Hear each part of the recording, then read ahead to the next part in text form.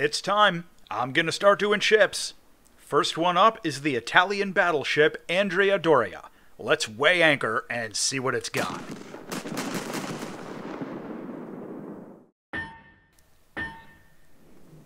The battleship Andrea Doria was laid down in 1912 and was the lead ship of her class.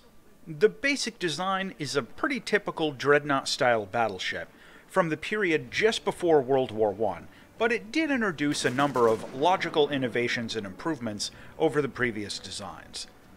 Construction was finished in 1916, but Andrea Doria missed out on any major engagements during the First World War, as the Italian Navy tried to keep its ships close to home in the eastern Mediterranean, ready to engage the Austro-Hungarian Navy if it ever left port, which it really didn't. So Andrea Doria, along with most of the other Italian capital ships, spent the majority of the war as a deterrent rather than as a combatant. During the interwar period, the ship remained active and got an extensive refit in 1925. Andrea Doria was withdrawn in late 1932 and placed into reserve, as it was incredibly expensive to operate for the Italian Navy at the time. But the ship received a major refit starting in 1937. The refit took 3 years, and Andrea Doria wasn't able to rejoin the Italian fleet until the end of 1940, by which point Italy was already entangled in the war. Now, the ship didn't see much action during World War II, and it was only involved in a couple of minor engagements, with most of her wartime service being spent as a convoy escort with very limited combat. The ship was returned to port in 1942 for repairs, and ended up being inactive until after the Italian armistice, at which point she was interred with the rest of the Italian fleet at Malta until 1945.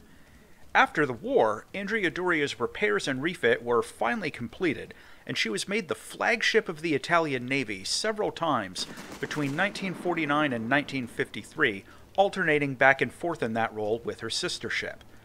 The ship was finally stricken at the end of 1956 and broken up for scrap a couple years later in 1961. In the end, Andrea Doria served the Italian Navy for more than 4 decades, but saw almost no combat despite serving through 2 world wars.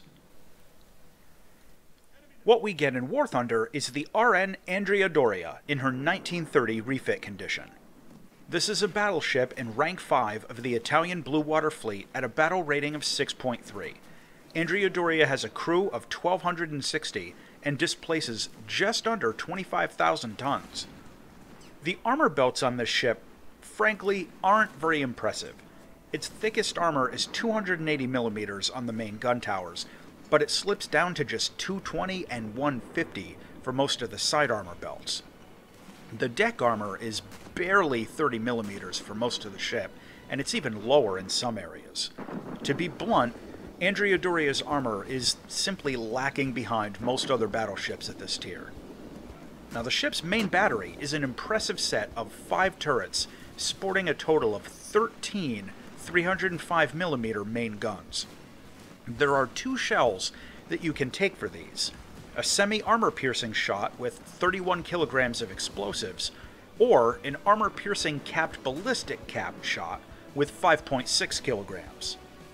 The secondary battery is quite impressive. It has 16 152mm cannons that can fire high explosive or semi-armor piercing shots. I'll discuss the ammo selection on those a bit later.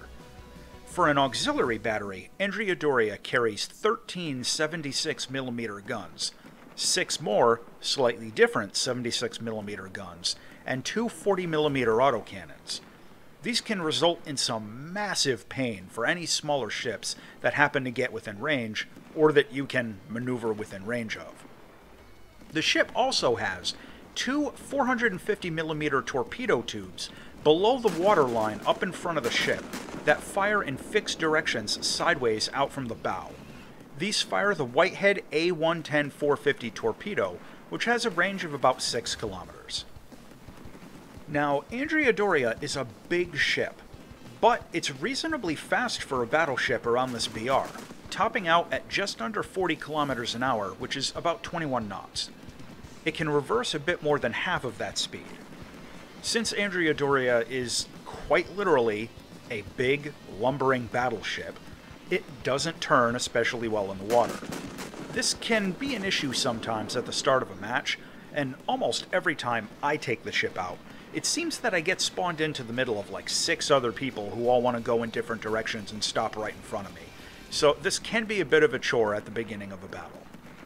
The ship's overall speed and mobility are similar to other Rank 5 battleships.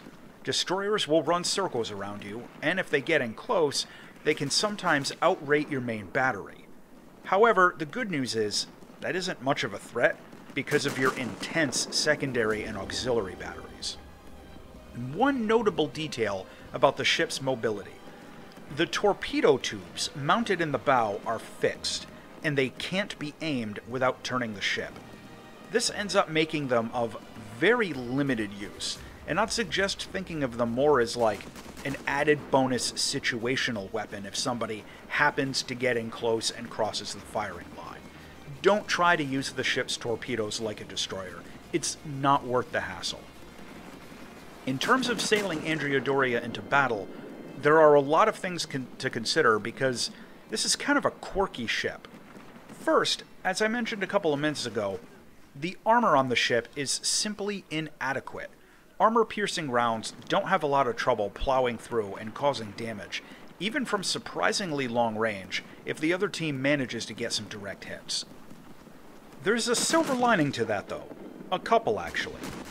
The ship's coal bunkers are positioned in such a way that they actually provide some armor protection below the waterline, and the ship can occasionally absorb smaller torpedoes with very little damage, and it's surprisingly resistant to side impact shots from armor-piercing shells that hit more horizontally and a bit lower than they are vertically coming in from the top.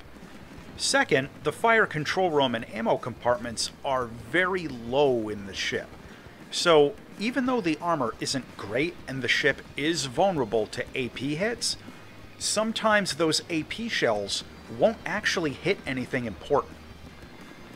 In terms of crew, the ship again carries a complement of 1,260.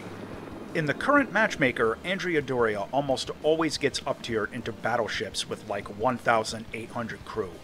But at its BR, or in a down tier, this is a big number.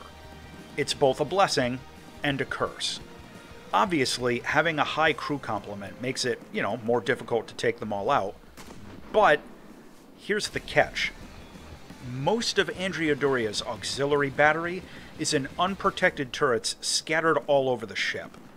This makes the crew manning the auxiliary turrets incredibly vulnerable to incoming HE shells, and you can quickly find yourself missing quite a bit of crew from a relatively small number of incoming hits. This gets tricky, because if you complete a repair cycle, it'll move fresh crew into those positions, exposed above decks, vulnerable to HE shells. This means that in order to avoid running out of crew, sometimes you have to be really picky about when and how often you run repairs, and it took me a while to figure this out. I mean, it's a normal consideration for big ships, but it feels like this is much more of a thing with Andrea Doria. In terms of ammo selection, there are some things to consider. The semi-armor piercing rounds have less penetration, obviously, but still, 74mm angled at 14 kilometers isn't too bad, and over 300mm of pen at medium ranges, combined with a 31 kilogram explosive mass, makes these really attractive shells to use. I've found that if I get a few groups of direct hits in, the semi-armor piercing shells can cripple cruisers very quickly and cause more damage than I'd expect even against enemy battleships. Now, the armor-piercing capped shells, in contrast, have significantly better armor penetration, 123mm angled at 15 kilometers, and over 500mm at medium range. But they only have 5.6 kilograms of explosives, so they do a lot less damage per hit, even though they pen deeper. This is subjective, but I've seemed to cause more superficial damage and get more penetrating hits with the AP cap shells, but the Simmer armor-piercing shells seem to get me more actual kills and take out more crew. In the end, though, it's personal preference. Now, for the secondary battery, you can take high explosive or armor-piercing high explosive. Considering the APHE shells have significantly better armor penetration and still carry a respectable 3 kilograms of explosives, which isn't terrible for APHE on a secondary battery, these are my usual choice, though obviously the HE shells are preferable against smaller targets with more exposed crew and weaker armor. Personally, I really wish there was some kind of a system in place where I could load half of my secondary guns with HE and the other half with APHE at the same time, but no such luck. Visually, Andrea Doria is a great-looking battleship. It's got that classic Dreadnought-era look to it, with a midship turret between the smoke towers and 3 different skins to choose from. Of course, in naval battles at this tier, you're probably going to spend almost all of your time in the gun view, but still, it is a good-looking ship.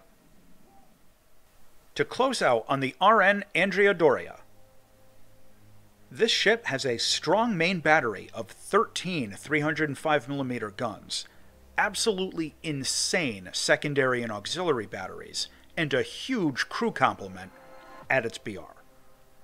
However, its armor is closer to a heavy cruiser than a battleship at this tier. The torpedo tubes in the bow end up being almost useless in actual gameplay, and it has a lot of exposed crew above deck. The final verdict on the RN Andrea Doria is that this ship feels like a bit of a glass cannon. It has highly competitive guns, but it feels like it gets taken out faster than comparable ships. As always, thanks for watching.